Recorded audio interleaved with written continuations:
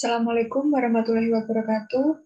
Izin memperkenalkan diri, nama Taruni Dewasa Alrosa Anindita, NIT 2019-4054, Prodi MTP 3C. Pada kesempatan kali ini, saya akan menjelaskan mengenai siklus kerja ASP. ASP atau awak sarana perkeretaapian adalah seseorang yang ditugaskan di dalam kereta api oleh penyelenggara sarana perkeretaapian selama dalam perjalanan kereta api yang terdiri dari awak KA, kondektur, teknisi kereta api, dan petugas lainnya. Diagram alur dinas. Pada saat menjalani dinasan, masinis dan asisten masinis akan melalui 3 tahap. Yang pertama, saat awal dinas, kemudian selama di perjalanan kereta api, yang ketiga di pergantian kru atau mengakhiri dinasan. Pada saat awal dinas, tahapan yang akan dilalui masinis dan juga asisten masinis antara lain hadir dan lapor di kantor UPT Kru selambat-lambatnya 45 menit sebelum jam berangkat KA yang akan dioperasikan. Melihat dan memastikan jadwal dinasan masinis dan asisten masinis, mengisi daftar hadir pegawai, melihat, membaca, dan memahami pengumuman dan instruksi yang ada di papan pengumuman, melakukan pemeriksaan kesehatan dan asesmen singkat, serta menerima surat keterangan kesehatan. Pada tahap kelima ini, apabila masinis dan asisten masinis dinyatakan tidak layak, maka akan diganti dengan awak KA cadangan.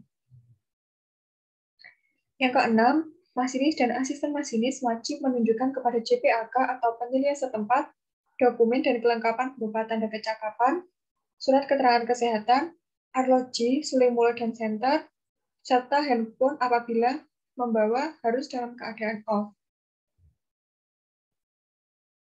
Selanjutnya, masinis dan asisten masinis wajib mengikuti asesmen singkat meliputi wawancara, tes tunjuk sebut semboyan pada lintas yang akan dilalui, menandatangani surat pernyataan siap dinas. Apabila asesmen tidak memenuhi syarat, maka diganti dengan awak KA cadangan. Setelah dinyatakan memenuhi syarat, JPAK atau penyelia memberikan surat perintah perjalanan dinas.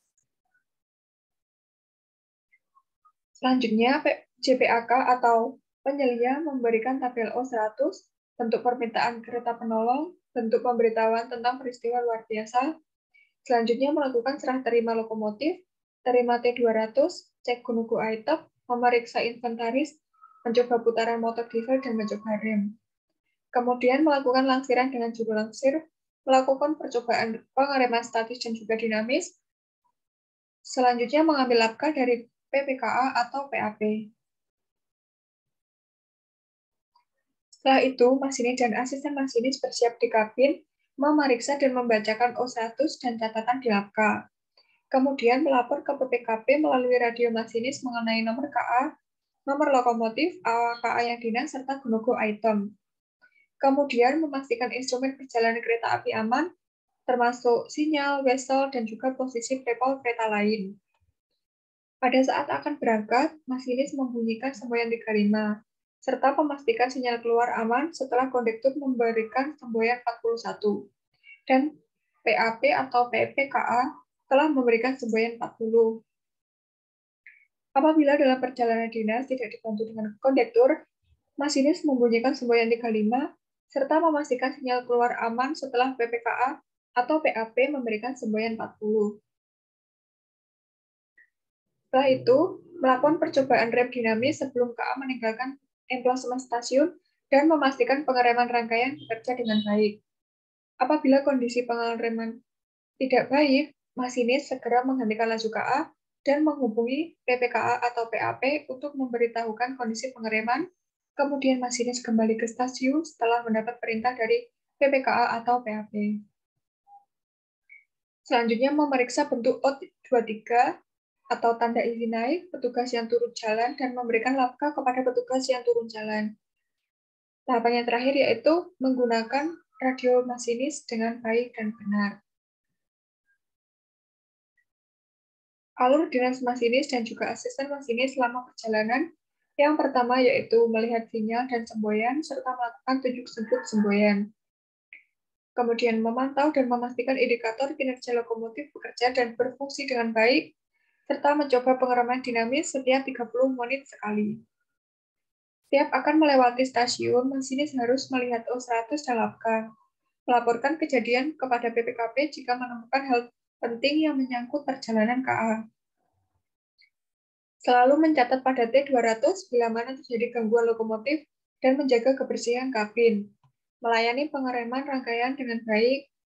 Dan selanjutnya, selama berhenti di stasiun antara, awak KA harus memeriksa kondisi dan fungsi peralatan lokomotif untuk perjalanan berikutnya. Apabila terjadi gangguan di lintas, harus segera melapor ke PPKP. Apabila arahan PPKP tidak berhasil mengatasi gangguan tersebut, maka masinis segera meminta lokomotif penolong.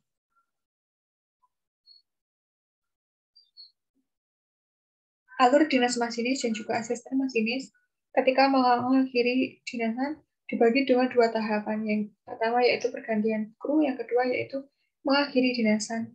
Pada saat pergantian kru, yang dilakukan masinis dan juga asisten masinis adalah tidak meninggalkan lokomotif sebelum ada masinis atau asisten masinis pengganti. Jika belum ada awak KA pengganti, masinis memerintahkan asisten masinis untuk melapor ke penyelia, kemudian penyelia mengatur petugas yang mengambil alih lokomotif.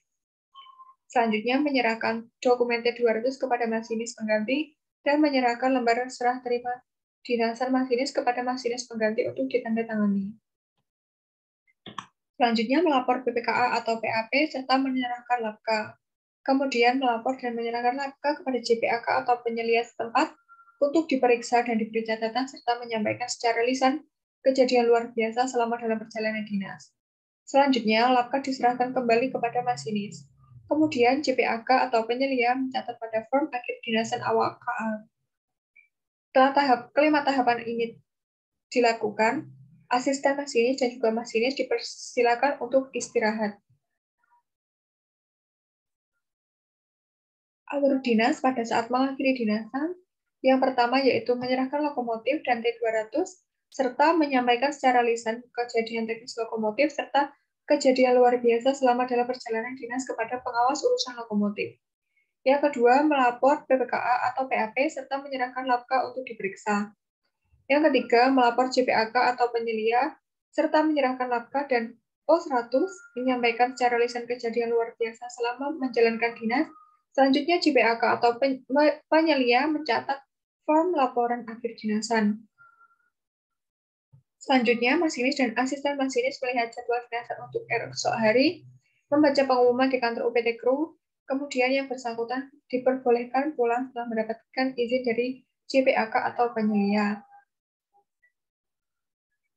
Secara umum, dokumen-dokumen yang diperlukan ketika melakukan dinasan yaitu O82 atau Lapka, O100 bentuk 93 yaitu bentuk penolong, kemudian bentuk 94 bentuk peristiwa luar biasa.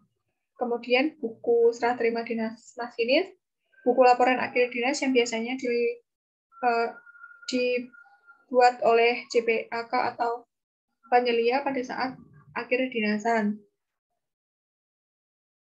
Sekian presentasi saya mengenai alur dinas masinis. Apabila ada kekurangannya, saya mohon maaf sebesar-besarnya. Terima kasih, Pak ya.